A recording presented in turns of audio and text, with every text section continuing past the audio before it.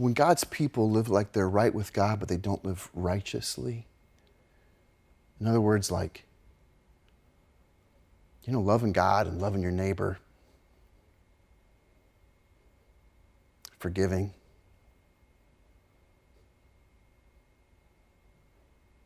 All those things, that are supposed to be marked, that we're supposed to be marked by and actually live out. When God's people live like, hey, we're fine with God, but we're not really living that out, then what we're doing, what God's people do is we rob the world of an encounter with a living God. That's why they're a den of robbers. And Jesus is saying the same thing. You are robbing people with how you're living. You're robbing them of a picture of the living God.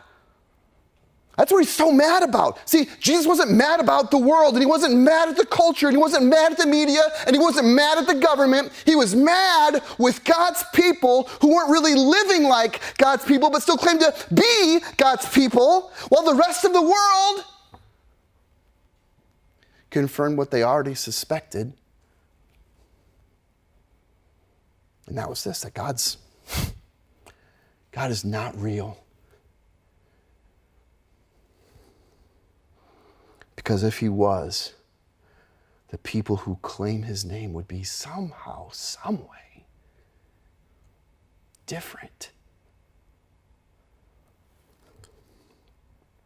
His people would live lives marked by his ways. And not just in their church attendance, not just what they say they believe or what they stand up for or their values. Not just those are important. But not just those, in their lives. God's people would be not only uncommonly holy, but uncommonly good and uncommonly loving and uncommonly merciful. They would be uncommonly generous and uncommonly truthful and uncommonly patient and uncommonly kind. God's people would live such good lives that the world would be forced to at least consider there might actually be a God who's actually good.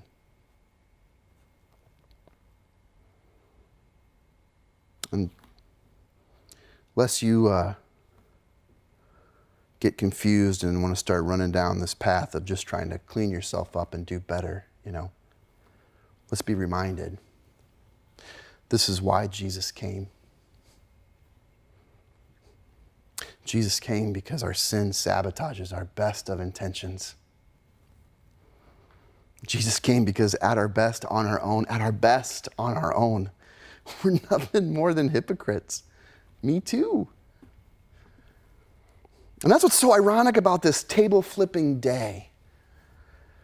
People were there in the temple making sacrifices for their sin so that they could feel better about their lives that looked no different than everybody else's, and so that they convinced themselves that they were in a better position with God than everybody else. And the ironic thing about that is God himself was walking among them, and was just days away from sacrificing himself for them. So that the sin that they kept sacrificing over and over again, but never really fixing, so that sin could actually be taken care of once and for all. Walking among them. And they missed it. I mean, Jesus is teaching them for one last time. Don't miss the point. Don't miss the point of God's family and his vision for it. And don't miss the point of the problem that I'm here to solve. And they did. And they did. This is what we get so backwards when it comes to self-righteous anger, okay? A lot of us want God to put his stamp of approval on our anger with someone else, but we forget that we are that someone else. We're just sinners that Jesus has saved. And we forget that while we were sinners, Christ died for us. See, Jesus doesn't get angry with those sinners out there. He gets angry with those sinners in here. When those of us who claim to know and follow him live in such a way that robs the world of maybe their best chance to see him. And their best chance to see him is us. It's how we talk. It's how we live. It's how we love God and how we love each other, because we were sinners and Jesus saved us, because we know that our lives and our neighbors, need to commingle and coexist so that our neighbors see that we're nothing more and nothing less than sinners saved by a loving God. This matters. It does. Eternity hangs in the balance every moment of every day. Every word, every attitude, every thought. God's vision for his family is everyone everywhere, and this is why he sacrificed his life for us, not only so that we would no longer be separated from him, but so that we might live sacrificially as well. For God so loved the world. Final thought, my friends, is this.